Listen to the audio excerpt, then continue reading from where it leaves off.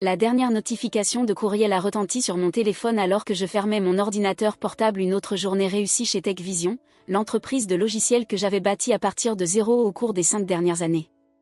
Je jetais un coup d'œil à la photo encadrée sur mon bureau de James et moi le jour de notre mariage, son bras autour de ma taille, tous deux rayonnant de bonheur devant l'appareil photo. 5 ans de mariage, 5 ans à construire cette entreprise ensemble. Du moins, c'est ce que je croyais. Je m'appelle Emma Bauer, et à 32 ans, j'avais tout ce que je pensais vouloir, une entreprise technologique florissante, une belle maison à San Francisco, et un mari qui, apparemment, soutenait mes rêves. Mais ce soir-là, alors que je rangeais mon bureau, j'étais loin de me douter que mon monde entier était sur le point de s'effondrer. « Tu travailles encore tard ?» La voix de James me fit sursauter. Il se tenait dans l'embrasure de la porte, les mains dans les poches, m'observant avec une expression que je n'arrivais pas à décrypter. Je termine juste, dis-je en rassemblant mes affaires. La présentation aux nouveaux clients s'est bien passée. Ils sont enthousiasmés par les nouvelles fonctionnalités de sécurité que nous avons ajoutées à la plateforme. Il hocha la tête, mais quelque chose semblait étrange. James avait agi bizarrement ces derniers temps distant, secret. Je mettais ça sur le compte du stress au travail, mais ce soir-là, c'était différent. On doit parler, Emma, dit-il d'un ton qui me glaça le sang. Je me rassis, le cœur battant à tout rompre. Qu'est-ce qui ne va pas ? Je pars, déclara-t-il simplement, comme s'il annonçait la météo. Et je prends le contrôle de TechVision. Pendant un instant, je n'arrivais pas à comprendre ces mots. Qu'est-ce que tu racontes ? C'est mon entreprise. Je l'ai fondée. Il rit, un rire froid que je ne lui connaissais pas. Oh, Emma, douce et naïve Emma. Tu crois vraiment que tu aurais pu construire tout ça sans moi ? Mes contacts, mon expertise. J'ai codé chaque ligne de cette plateforme moi-même. Je rétorquai, la colère montant en moi. J'ai présenté chaque projet aux investisseurs. J'ai utilisé mon réseau. Il m'interrompit. Admets-le, Emma, tu n'es rien sans moi.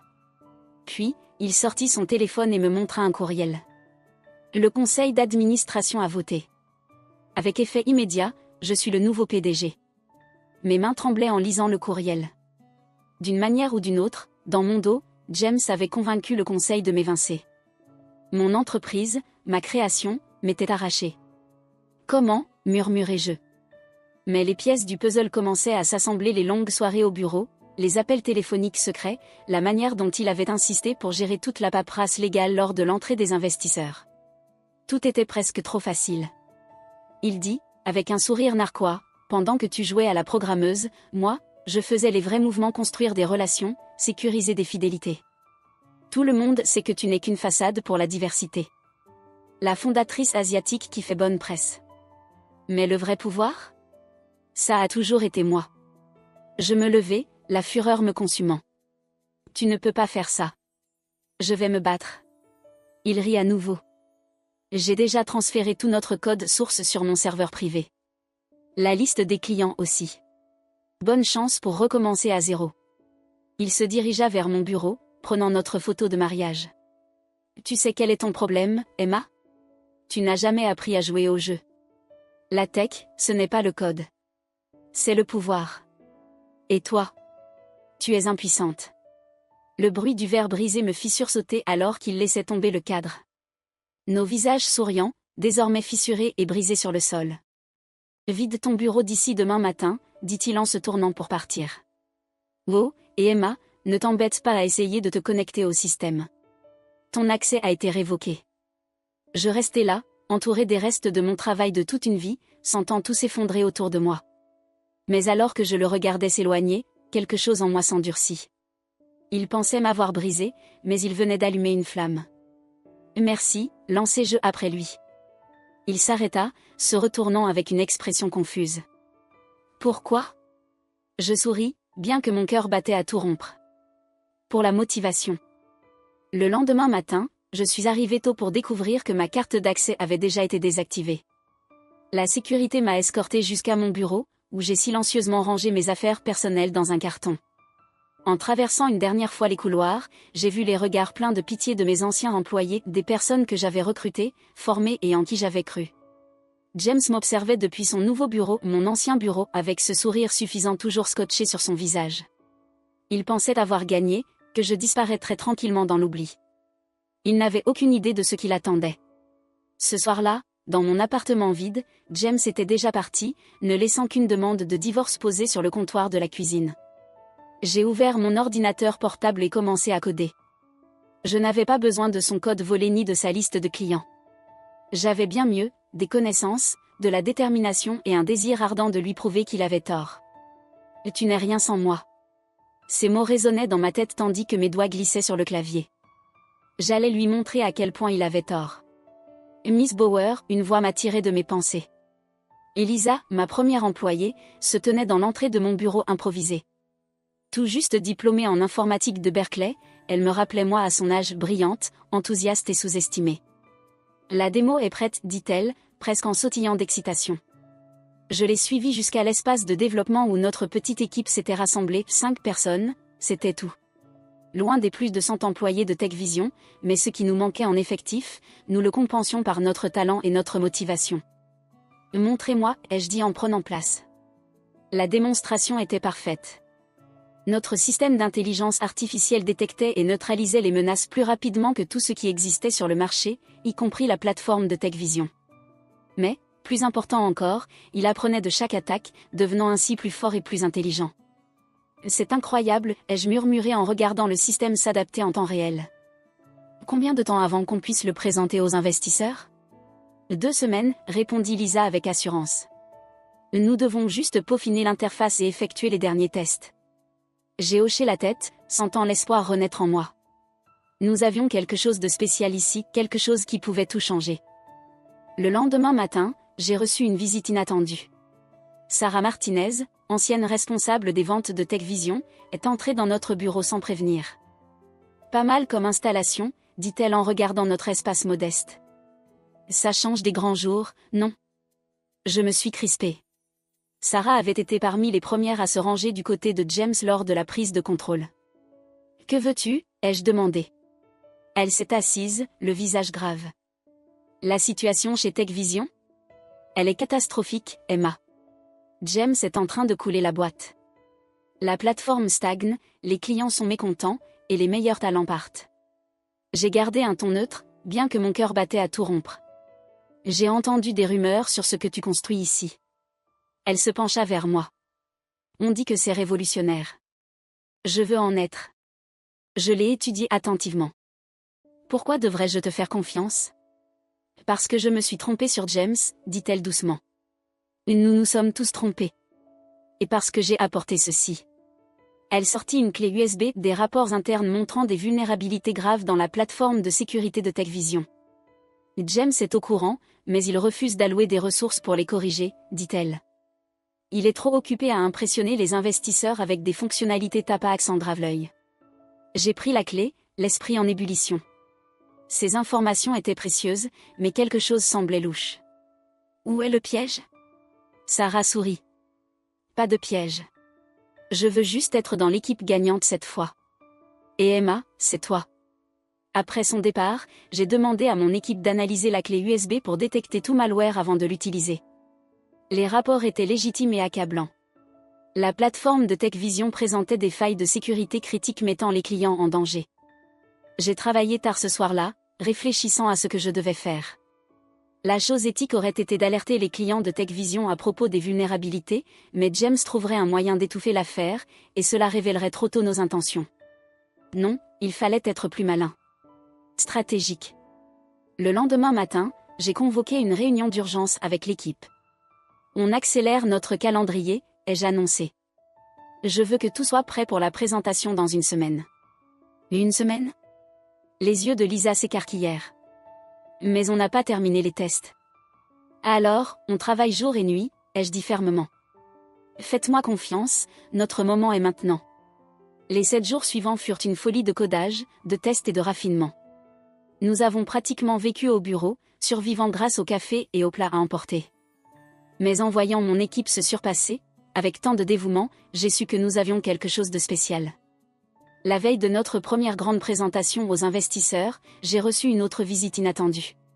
Cette fois, c'était Marcus Wong, l'un des investisseurs en capital risque les plus influents de la Silicon Valley. Pas mal, l'espace, dit-il, un ton légèrement sarcastique en examinant notre modeste bureau. Nous préférons investir dans le produit plutôt que dans l'apparence, ai-je répondu froidement. Il sourit. James m'a dit que tu dirais quelque chose comme ça. Mon sang se glaça. Tu es en contact avec mon ex-mari? Il m'a suggéré de passer, dit Marcus en regardant sa montre hors de prix. Il voulait que je voie ce sur quoi tu travailles. Ou plutôt, ce sur quoi tu ne travailles pas. Je me levai, la colère montant en moi. Si tu es là pour te moquer, tu peux partir. Au contraire, dit-il, son expression changeant. Je suis ici parce que James est inquiet. Il essaie de bloquer tes réunions avec des investisseurs potentiels, de répandre des rumeurs sur toi. Et quand quelqu'un d'aussi puissant fait autant d'efforts pour arrêter quelque chose, il sourit. C'est généralement que ça vaut la peine d'être vu. Je l'ai étudié attentivement. Et qu'est-ce que tu veux voir exactement? Tout, dit-il simplement. Montre-moi ce qui fait peur à James Bauer. Pendant 2 heures, je lui ai présenté notre plateforme. J'ai montré les capacités d'apprentissage, les fonctionnalités de sécurité adaptative, tout ce que nous avions créé de zéro. Quand nous avons terminé, il s'est assis en silence pendant un long moment. « Combien cherchez-vous à lever » demanda-t-il enfin. 5 millions, ai-je répondu. Pour 20% des parts. Il secoua la tête. Pas assez. Vous devez voir plus grand. Il sortit son téléphone et commença à taper rapidement. Je transfère 10 millions maintenant pour 15%. Je le regardai, abasourdi. Pourquoi? Parce que la vengeance est un puissant moteur, dit-il en se levant. Mais ce que vous avez construit ici? Ce n'est plus une question de vengeance. C'est une révolution. Alors qu'il sortait, mon téléphone vibra avec une notification de transfert 10 millions de dollars. Suffisamment pour se développer, embaucher et enfin rivaliser à armes égales avec TechVision. J'appelai immédiatement Lisa. Rassemble l'équipe. On part faire du shopping pour un vrai bureau. Le lendemain matin, alors que nous emballions nos affaires dans notre petit espace à Auckland, je tombai sur notre premier tableau blanc, couvert d'esquisses et d'idées. Tout en haut, écrit de ma main, rien sans lui. Regardez-moi. Je souris en prenant une photo avant d'effacer tout ça. La phase 1 de notre parcours était terminée. La phase 2 allait commencer. Avec l'investissement de Marcus Wong, Phoenix Tech se transforma du jour au lendemain.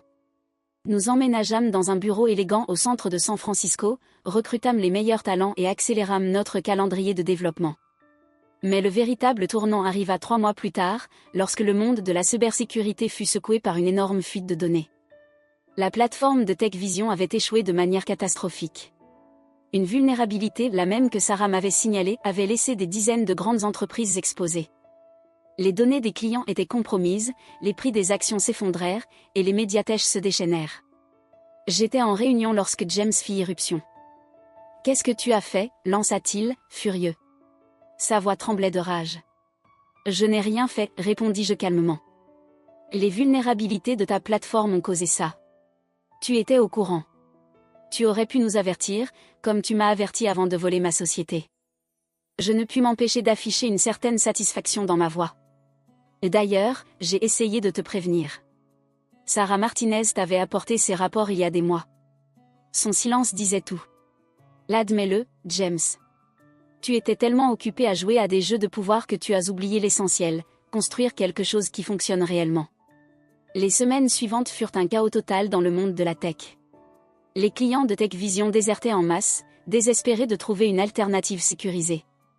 Et nous étions la Phoenix Tech avec notre plateforme révolutionnaire financée par la publicité, prêts à intervenir. Notre premier grand client fut Goldman Sachs, autrefois le plus gros compte de TechVision. Quand leur CTO vit notre démonstration, il signa sur le champ. Les autres suivirent rapidement Microsoft, Oracle, Twitter. Chaque succès était une véritable victoire. Puis vint le moment qui rendit tout cela encore plus gratifiant. J'étais interviewé par TechCrunch au sujet de l'ascension fulgurante de Phoenix Tech lorsque la journaliste me posa une question sur James.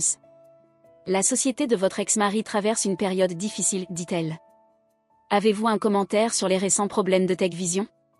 Je souris, repensant à cette nuit dans mon bureau lorsqu'il m'avait dit que je n'étais rien sans lui. Et l'innovation ne vient pas des jeux de pouvoir ou des politiques d'entreprise, déclarai-je. Elle vient de la passion, de la détermination et de la volonté de recommencer quand c'est nécessaire. TechVision a oublié cela. Pas nous. L'article devint viral en quelques heures. La valorisation de Phoenix Tech atteignit $1 milliard.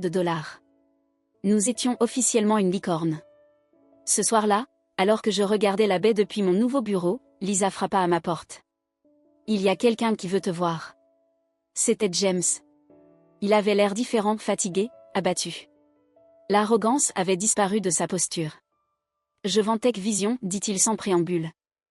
Je haussai un sourcil. Et tu me dis ça parce que... Parce que la seule offre sérieuse vient de Cisco, et ils veulent que tu la diriges, rit-il amèrement. Ironique, non. Ils veulent la fusionner avec Phoenix Tech sous ta direction. Je laissai ces mots s'imprégner. Tout était bouclé. Tu sais ce qui est drôle, James, dis-je en me dirigeant vers la fenêtre. Rien de tout cela ne serait arrivé si tu ne m'avais pas trahi. Tu m'as offert le plus grand cadeau possible, la motivation de construire quelque chose de meilleur. Il me fixa, la réalisation éclairant ses yeux. Tu avais tout planifié, tout ça? Non, le corrigeai-je.